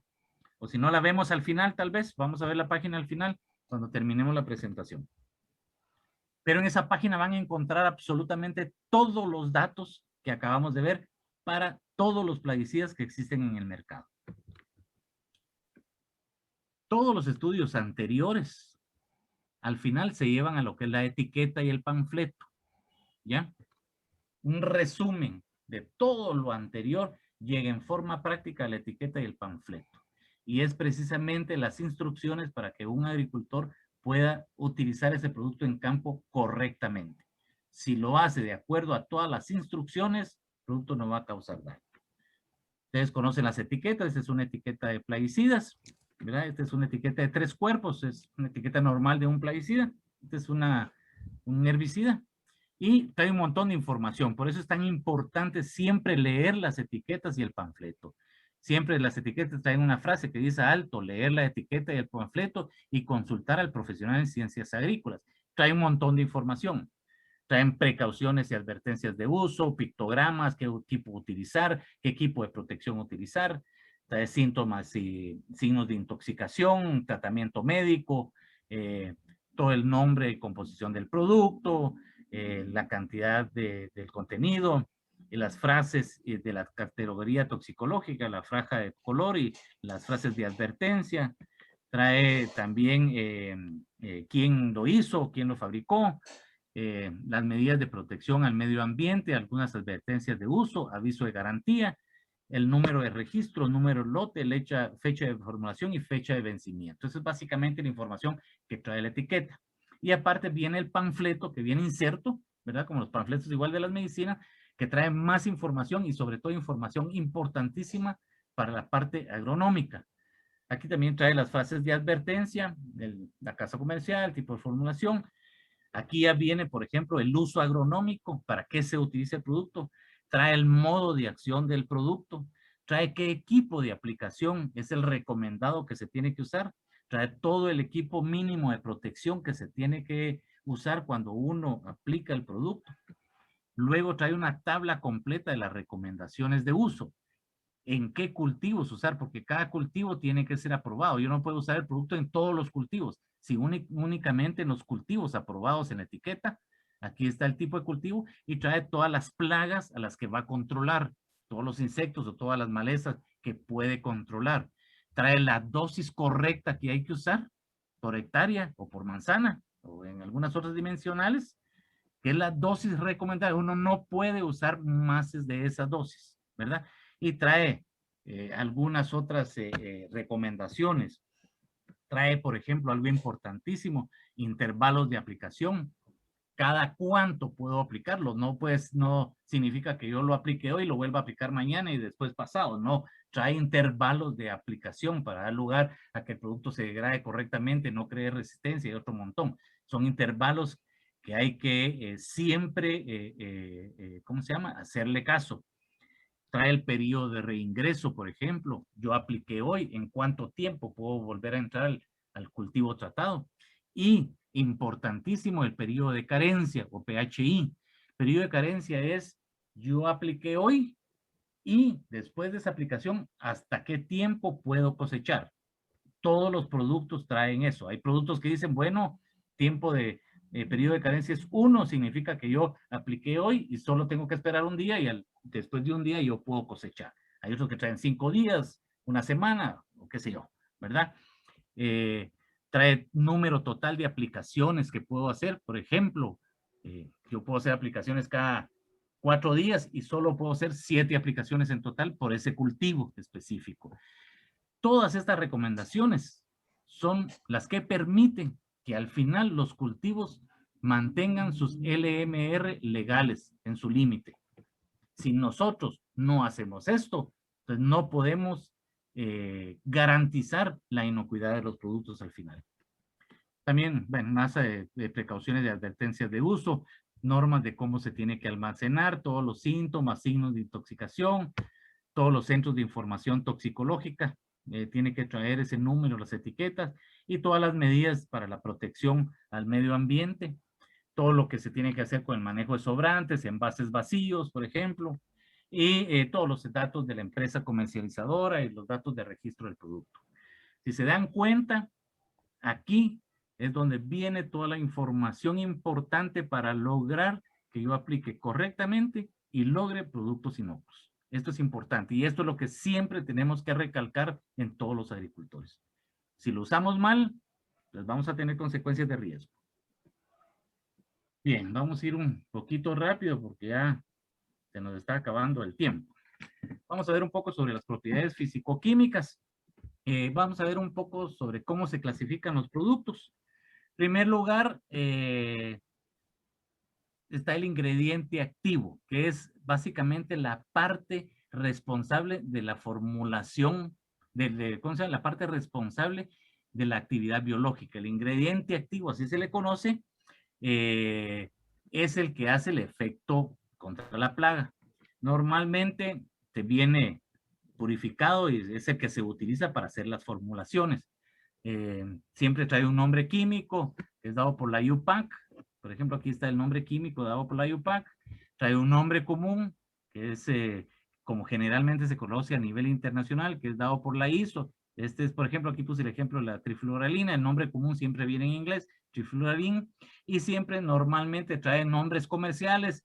Treflan, por ejemplo, es una marca comercial de una casa comercializadora y trae el número de registro CAS, que es un número de registro de todos los productos químicos que tiene la UPAC, ¿verdad? Que es la Unión Internacional de Asociaciones de Química. Y la fórmula. Normalmente el ingrediente activo es de las características que puede tener. Nuevamente, aquí está la página de la universidad que les decía. Ahí está también toda la parte de la información propiamente química de los productos. Entre los ingredientes activos hay dos tipos de productos. Está el tipo de ingrediente activo purificado, que normalmente se le conoce como estándar analítico. Este viene en un 99% o más de pureza. Normalmente solo se utiliza para ciertos estudios físico-químicos y se utiliza como estándar para nivel de laboratorio. No se encuentran comercialmente. Se utiliza, son muy caros y vienen en viales con cantidades muy pequeñitas y solo se utilizan como estándares analíticos. Y luego está el que usamos normalmente para formulación, que es el ingrediente activo grado técnico, ¿ya? Este es el producto que sale de las plantas de fabricación. Normalmente este producto contiene siempre purezas altas, normalmente mayores de 90, pero es el que sale de la planta de fabricación, no es purificado, y trae también inmerso una serie de impurezas que se llevaron a cabo durante la síntesis del producto. Este producto, ¿ya? Es el que se utiliza para todos los estudios toxicológicos, que incluyen el ingrediente activo más las impurezas que vienen de la fabricación. Y este es el producto que se utiliza para todos los estudios de toxicología, ecotoxicología, estudios ambientales, etcétera, ¿verdad? Y este producto es el que utilizamos después para hacer las formulaciones. Y, perdón, muchos me han preguntado, por ejemplo, generalmente siempre quien investiga y desarrolla un producto es una casa comercial, que es la que la saca al mercado y sobre la que obtiene una patente. Normalmente se le conoce como el producto de marca. Ellos son los que hacen todos los estudios iniciales, son los que presentan todo esto para hacer su registro. Se le da una patente y esta patente, pues dependiendo del país o la protección de datos de prueba, puede durar entre 10 a 20 años su protección. Cuando eso termina, entonces ya vienen otras casas productoras y comienzan a producir ingredientes activos, grados técnicos igual, solo que post patente, donde el nivel de lo que cambia es básicamente, o puede cambiar, son las impurezas a la hora de la fabricación. ¿Ya? El ingrediente activo siempre es el mismo y las impurezas en algún momento no se sabe si van a ser iguales o no. Entonces, ¿cómo se registra este? Porque todas las especificaciones se pusieron en este y en este fue donde se hicieron todos los estudios. Entonces, a este lo que se le hace es el llamado análisis de equivalencia, que ya se hace en todo el mundo, en Europa, en Estados Unidos, aquí en Guatemala, por ejemplo, también se hace el análisis de equivalencia.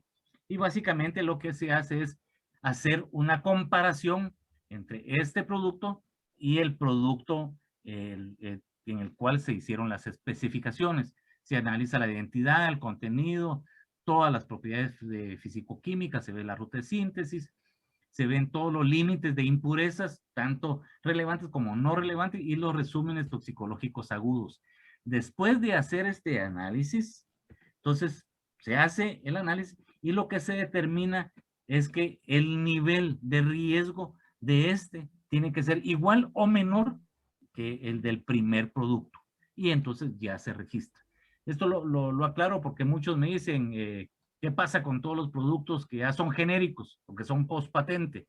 Este es el tipo de registro que se hace y en el que se demuestra que aunque sea genérico y post patente, el nivel de riesgo del ingrediente activo, que es donde se hacen todos los estudios toxicológicos, es igual o menor que el primero, que fue donde se hicieron las especificaciones.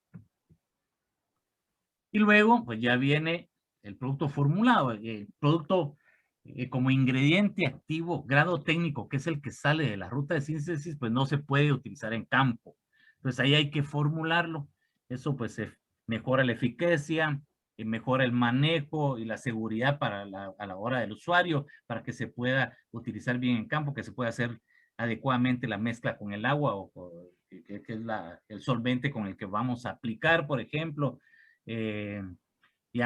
Maximiza la estabilidad en los empaques, facilita la disposición, llevarlo de un lugar a otro, que tenga menos peligro, extiende el ciclo de vida, etcétera, etcétera. Por eso es que se formulan. Básicamente, el ingrediente activo grado técnico que vimos anteriormente, que es esta acá, después ya para formularlo, pues usamos diluyentes, usamos coadyuvantes, surfactantes, y de ahí ya sale el producto que nosotros miramos en el mercado y que es el que usamos en campo para hacer la mezcla a la hora de hacer el caldo de aplicación. Perdón. Los formulantes pues se utilizan para mejorar la eficiencia, para facilitar la aplicación, ¿verdad? Para estabilizar el almacenamiento y también a veces otorgan medidas de seguridad como olor y color. Hay diluyentes que son empleados básicamente para reducir la concentración. Pueden ser sólidos inertes, por ejemplo, las formulaciones en polvo, se utiliza polvo de talco, o en granuladas, pues se utilizan gránulos ¿cómo se llama? Piedra pómez o algunas otras cosas que son sólidos, ¿verdad? En productos sólidos. O puede ser disolventes, que normalmente se usa el agua para los productos que son normalmente todos los productos inorgánicos o altamente polares, productos muy polares, solubles en agua, y se utilizan disolventes orgánicos para los productos que no son polares, que no son polares, ¿verdad? O algunos polares que no son muy solubles en agua.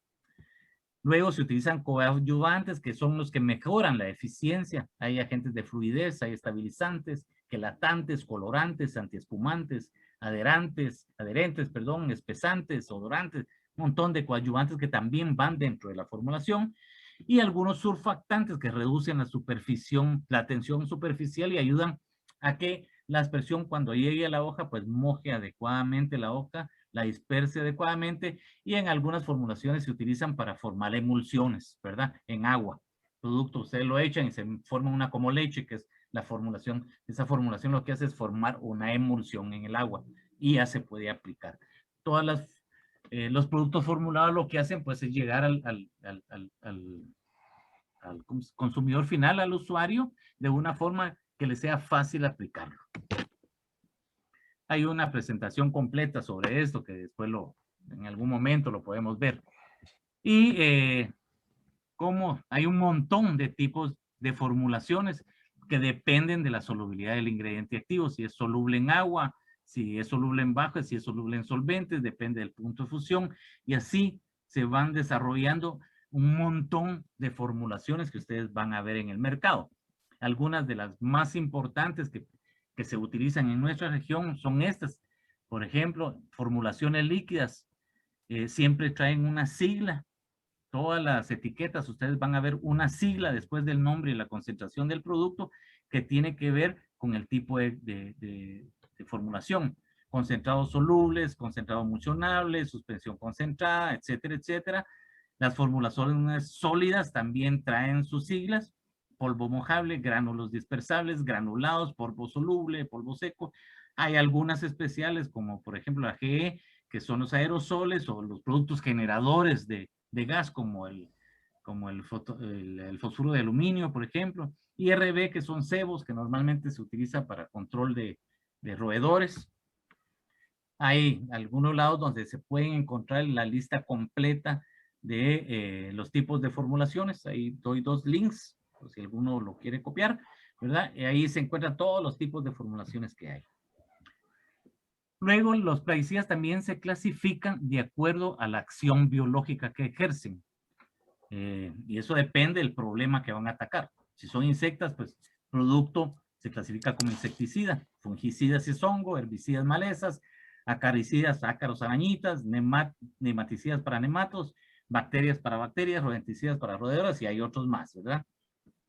También se clasifican de acuerdo del modo de acción contra las plagas. Pueden ser por inhalación, que actúan a través de su aparato respiratorio, puede ser por contacto, que se introducen a través de la piel o de la caparazón, y por ingestión, que son aquellos que la plaga lo tiene, se depositan en las hojas o en los tallos, donde sea, y la plaga tiene que comer para que ingrese a su sistema digestivo. También se clasifican de acuerdo al grupo químico, una gran cantidad de grupos químicos de plaguicidas, los más importantes porque son normalmente los que cuando se aplican malos los usuarios que los aplican malos no usan medidas de seguridad, pueden causar intoxicaciones en campo, son estos los organofosforados, carbamatos, piretroides, rodenticidas, fosfuros, bipiridilos, diticarbonatos, clorofenoxi, son de los grupos más comunes, pero hay una gran cantidad de grupos químicos dentro de los plaguicidas. Y luego está la clasificación toxicológica, que les mencioné anteriormente. Para eso se utilizan las DL50, oral aguda o la oral del mal, y dependiendo del valor de la DL50 que tenga el producto, así se clasifica, ¿ya? Los productos que tienen DL50 mayores es porque son menos tóxicos, ¿ya? Y estos se clasifican como franja verde, atención como palabra de advertencia y no trae ningún símbolo. Y los más tóxicos, que son los de la DL50, tanto oral como dermal, con valores más bajos, son los más tóxicos, porque necesita una menos cantidad, ¿verdad? Esos se clasifican, por ejemplo, con banda roja, la palabra de advertencia es peligro, y trae siempre un símbolo, en este caso la calavera. Hay 5 tipos de clasificación toxicológica. Importante, esta clasificación es para el humano, ¿verdad? Es la peligrosidad para el humano. No tiene nada que ver con la efectividad del producto, es toxicidad hacia uno. Luego, por último, un pequeño ejemplo de todo lo que hemos visto es una envase de un agroquímico, de lo más importante que vamos a encontrar ahí, por ejemplo, aparte de las cosas importantes de panfleto a la hora ya de la aplicación, en el envase vamos a encontrar, por ejemplo, la concentración del producto que viene en porcentaje masa-masa o porcentaje masa-volumen. Esa concentración, si la multiplicamos por 10, nos da los gramos por litro, por ejemplo, o gramos por kilogramo si fuera sólido. Este es un líquido, significa que está al 50%, o sea, a 500 gramos por litro, ¿ya? Trae las siglas del tipo de formulación que les indicaba. Este es un SC. Si se recuerdan cuál es el SC, se los voy a poner aquí. Es una suspensión concentrada, ¿ya? Luego trae también la clase plaguicida que es, nos indica que es un herbicida.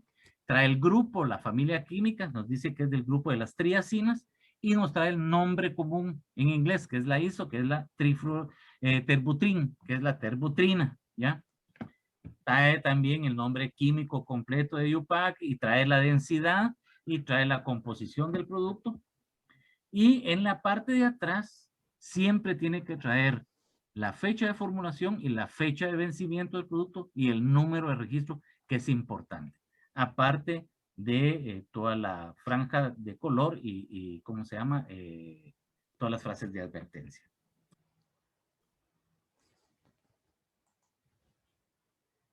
Bueno, estimados participantes, es así como hemos concluido esta mañana con este tema de capacitación bastante completo para ustedes, esperando pues que puedan haber observado y obtenido pues mucha información de la que estuvimos a bien el poderles trasladar. Dejo acá a disposición de ustedes mi correo electrónico, es lfranco.gremiagro@industriaguate.com, para que por medio de esta vía ustedes me puedan escribir si tienen alguna duda o consulta en cuanto al tema desarrollado y pues o algunos otros de los temas con los cuales nosotros contamos, ¿verdad? También para mí es grato el poderles invitar a que nos sigan en nuestras redes sociales como @gremiagro. Estamos en Facebook, en Instagram, estamos en LinkedIn, en Twitter, en YouTube. Y esta charla de capacitación justamente la van a poder encontrar en YouTube a partir de mañana, si no estoy mal. Vamos a proceder a darle respuesta a algunas de las consultas que pudieron haberse generado durante la capacitación. Vamos a ver. Saludos, Fidelina Oliva. Consulta, la grama no se daña por tanto agroquímico. Recordemos, Fidelina, que la recomendación es que la cama biológica va a servir para el control de los excedentes de los agroquímicos, ¿verdad? Es decir, que vamos a verter en ella todo aquel material que pudo haberse controlado por medio de la mezcla, del lavado del equipo o del llenado del equipo, ¿sí? Sí se va a dañar si nosotros venimos y no hacemos el triple lavado de nuestros envases plásticos. Ahí sí se va a dañar porque nosotros estamos vertiendo directamente el producto, ¿verdad? Agroquímico a la grama. Entonces ahí sí definitivamente va a tener un daño bastante severo la grama. Luego tenemos una consulta acá de... ¿Existe alguna solución amigable en el ambiente para un control fitosanitario post cosecha? Bueno, recordemos el control post cosecha, definitivamente lo vamos a establecer nosotros en el caso de la recolección de los cultivos. Tenemos que hacer algunas aplicaciones, en este caso control de roedores, ¿verdad? Si es para granos o si es en el término post cosecha, tenemos que tener muy en cuenta que que la etiqueta y el panfleto del producto va a establecer puntos importantes como lo son el periodo de carencia y el periodo de reingreso al lote. Pero para anotar básicamente la consulta en cuanto al control fitosanitario post cosecha, está el hecho de que la etiqueta va a establecer el periodo de carencia. Y el periodo de carencia no es más que el tiempo que transcurre entre la última aplicación y la cosecha del producto. Entonces, este es un control fitosanitario que definitivamente queda en manos de todos los agricultores y es ahí donde las capacitaciones tenemos que llevarlas para que ellos puedan comprender de la importancia de no aplicar algún tipo de producto agroquímico cuando el cultivo está próximo a que pues los puedan sacar del campo a la venta, ¿no? Luego continúa la consulta para reducir el uso de plaguicidas porque de igual manera son tóxicos para los cuerpos de agua y para la salud humana. Bueno, ojo, cuando nosotros hacemos aplicaciones de agroquímicos, definitivamente, como lo pudieron observar, todos los lates y toda la cantidad de tiempo, de dinero que lleva un producto agroquímico para que pueda salir al mercado, es que cuando nosotros ya venimos y los utilizamos en campo, eh, todo agroquímico tiene que llevar una mezcla como tal para que sea funcional, ¿sí? Cuando nosotros no hacemos una mezcla como se debe, definitivamente estamos sobredosificando.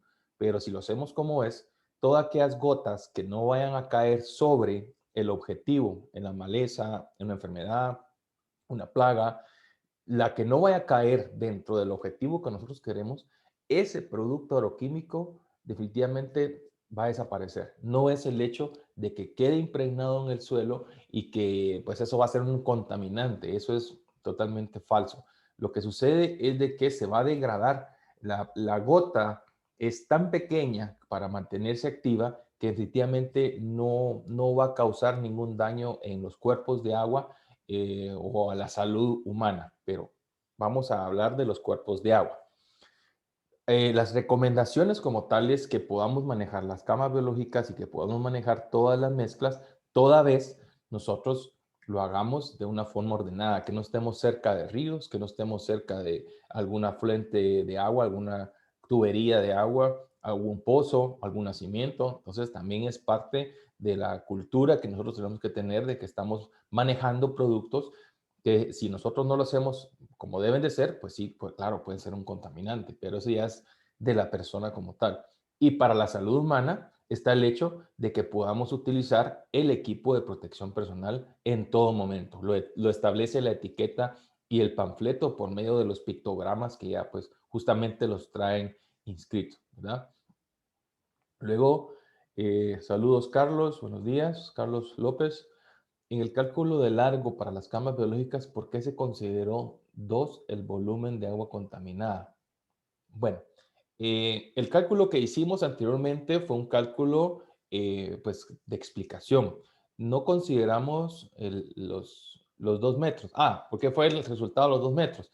Porque recordemos, Carlos, que obtuvimos 0.6 metros cúbicos de agua contaminada, ¿sí? Entonces, esa agua contaminada que nosotros sacamos, lo que nos logró determinar es el largo que nosotros podemos establecer a las camas biológicas. Es decir, que los 60 centímetros, les comentaba yo, es una constante, definitivamente, ¿verdad? Esto tenemos que mantenerlo y la constante de los 60 centímetros ahí va a estar. Luego está el hecho de que el ancho que nosotros le vamos a dar, bueno, si yo tengo un espacio donde se lo puedo dar un metro, 1,70 m o 2 metros de ancho, pues considerémoslo eso también como una constante.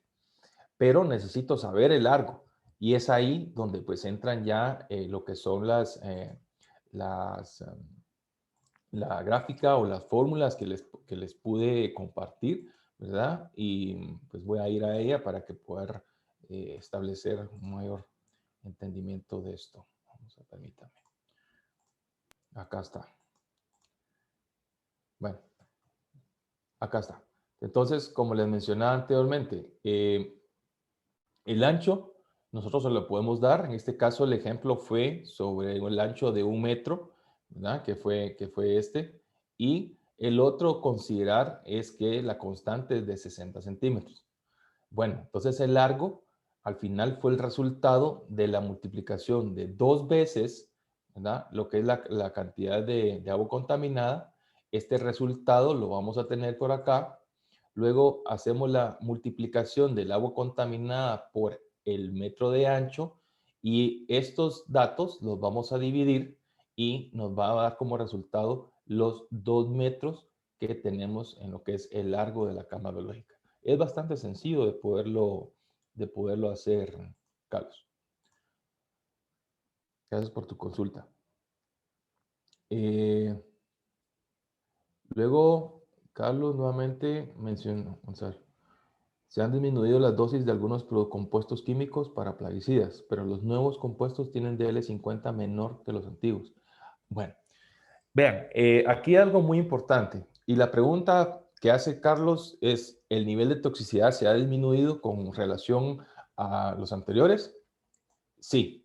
El hecho es de que en el nuevo reglamento técnico centroamericano, el 6705 9718, si no estoy mal, pues se lo voy a compartir, establece la nueva reglamentación, ¿verdad? O las nuevas franjas toxicológicas con las que se están evaluando hoy en día todos los ingredientes activos o los productos formulados de los plaguicidas. Entonces, muchos productos que antes eran, por decirles, una franja toxicológica de color amarillo, ahora pasaron a una franja toxicológica de color azul. Si antes eran una franja toxicológica de color rojo, ahora pasaron a una franja toxicológica de color amarillo. Pero esto es porque en el nuevo reglamento técnico centroamericano se estableció que el DL50 debería ser pues calificado bajo una norma agrícola y otro DL50 debería ser calificado bajo una norma de salud. En este caso, pues todos los productos que nosotros encontramos en los supermercados en cuanto a la aplicación o control de zancudos, de mosquitos, de cucarachas, en donde pues está a la libre compra, ¿verdad? Entonces, es ahí la división, pero los compuestos son los mínimos, sin embargo, el nivel de toxicidad sí ha disminuido bastante. Y bueno, esas son las consultas. Vamos a ver en el chat general. Buenos días. Natalie, buenos días. Respecto al hongo de pudrición, ¿qué hace la descomposición? ¿Se cuenta con que siempre aparecerá naturalmente o cómo se agrega? Lo que estamos haciendo cuando hacemos el sustrato como tal y el hecho que le incorporamos rastrojo de maíz es porque consideramos, o se ha considerado, perdón, de que muchos agricultores, ¿qué es lo primero que hacen con el rastrojo de maíz? Lo queman. Y eso no debe ser así, sino que tenemos que hacerlo de manera que la cama biológica tenga ese rastrojo de maíz picado básicamente de una pulgada en piezas. Entonces lo que hace es que este se comienza a descomponer. El hongo de pudrición blanca, recordemos que se alimenta de lignina, y la misma lignina es la que nosotros estamos también incorporando a la cama biológica. Entonces, él se va a desarrollar ahí dentro de la cama biológica. No tenemos que agregarlo, ni tenemos que ir a conseguirlo, sino que él ahí se va a desarrollar, porque estas estructuras del rastrojo de maíz también muchas veces tienden a tener cortezas que le permiten al hongo poderse reproducir, ¿verdad? Luego han considerado pruebas que no sean en animales, no únicamente en animales, en lo que es la variabilidad y en la búsqueda de las nuevas técnicas o porcentajes de toxicología. Ya están establecidos qué tipos de animales, bajo qué rango de edades, bajo el sexo también que vayan a tener los animales. Entonces, sí, básicamente se ha tenido que tomar en cuenta únicamente los que se mencionaron anteriormente. Luego,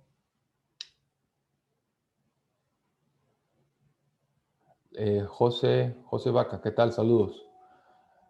Con respecto al uso a largo plazo de componentes químicos y su efecto en la salud humana, ¿cómo se encuentra América Latina a su criterio con respecto al uso e investigación de alternativas sostenibles como el uso del control biológico? Muy buena pregunta, José Vaca. Tenemos nosotros a bien, su servidor tiene a bien el poder dar una charla, eh, pues bastante interesante. Esta charla, si no estoy mal, lleva por nombre, eh, vamos a ver, por acá la tengo, ¿sí? Solo permítanme.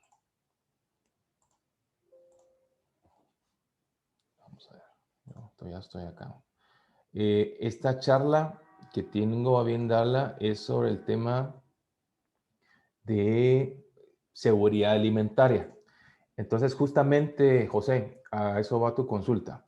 En América Latina nos falta mucho criterio, como bien dice tu pregunta, mucha investigación, ¿verdad? Pero sobre todo es el hecho de poder capacitar y de poder llevar información a las personas en general, y es por esto también que se agradece a la Escuela Zamorano quien tiene a bien que ustedes tengan estas charlas de capacitación. Es decir, nosotros dentro de nuestros temas de capacitación tenemos la responsabilidad que tiene el uso del equipo de protección personal en campo. Entonces, todos los componentes químicos al final mal utilizados, claro, van a ser malos a la salud, definitivamente. Recordemos, como bien decíamos en la charla, los agroquímicos son productos sintéticos elaborados por el hombre para el control de cualquier plaga o enfermedad, ¿sí? Entonces, si nosotros no obedecemos lo que establece la etiqueta y panfleto, que como bien también pudieron observar que en el desarrollo de la información, todo lo que tienen que llevar, las moléculas que tienen que pasar, las informaciones en años que tienen que llevar para que el producto sea establecido en campo, entonces lo que tiene que hacer uno al final como ser humano es cumplir, ¿verdad? Si tu salud humana quieres que se mantenga y estás en la aplicación de agroquímicos, utiliza tu equipo de protección personal y ahí vas a estar bien, no vas a tener ningún daño a tu salud. Sin embargo, en América Latina, ¿sí? Los criterios en cuanto al uso del equipo de protección personal es bastante limitado. Uno, porque no tienen pues mucha costumbre de tenerlo, y los otros, el hecho de que pues, no tienen la capacidad adquisitiva también de poderlo comprar, ¿no? Entonces, el control de biológicos a largo plazo, pues son buenos. Sin embargo, pues consideremos lo que cuesta el desarrollo de ellos mismos, ¿sí? Entonces, muchas veces los plaguicidas sintéticos nos vienen a causar esa merma en tiempo, ¿verdad? En lo que es la reproducción de algunos biológicos, y pues lo que conlleva a que las producciones sean mucho más eficientes y más rápidas. Entonces, al final, José, yo te digo, seamos capacitadores también, llevemos la información a la gente para que justamente la salud humana se prevalezca en el desarrollo y también en las prácticas agrícolas, ¿verdad? Y bueno, estas son las consultas que han salido. Agradezco a todos, a Carlos, Cecilia, a Laura, a Cindy, a Fidelina y a todos los que están comenzando acá a escribir, a Jorge, a Natalie y a Lourdes, estar con nosotros. Agradecemos mucho. Y así es que vamos a ponernos en contacto para su respectiva elaboración del reconocimiento. Anabel también, saludos. Deseamos que esta capacitación haya sido de mucho